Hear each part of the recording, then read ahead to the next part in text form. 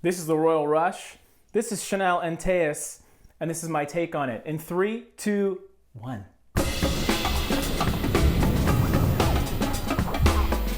Wow, you're back. Back to the Royal Rush. Antaeus is a very manly fragrance, guys. Antaeus existed back in the days of really overly masculine fragrances that used animal butthole and dark tree wood stuff. There's nothing girly about castoreum, which happens to be the main note in this fragrance. Of all the animalistic notes out there, castoreum is pretty masculine, but not quite as fecal as civet. And if you don't know what fecal means,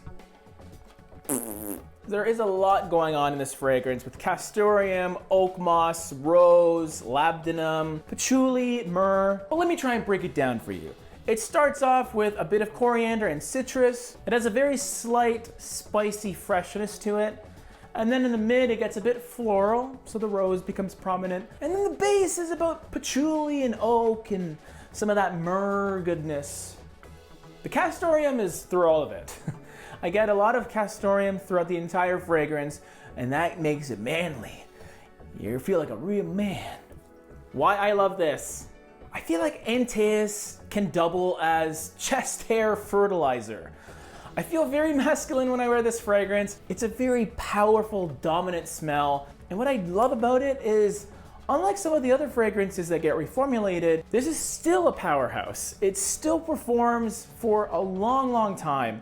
It lasts about 14 hours on my skin, but projects for maybe 5 or 6. The other big thing that I love about it is it has that Chanel touch. So it's not rough around the edges. It's smoothly blended and has a bit of a delicate flair to it, which is crazy considering how beast it is.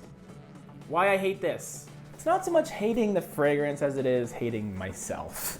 They ask you how you are, you just have to say that you're fine when you're not really fine, but you just can't get into it because they would never. At my current age, with my current outfit, I couldn't really pull this off. I still love wearing it, don't get me wrong, but this is really suited for a man's man. Also, because of its power, you can't really wear this all the time. You can't wear this in the summer.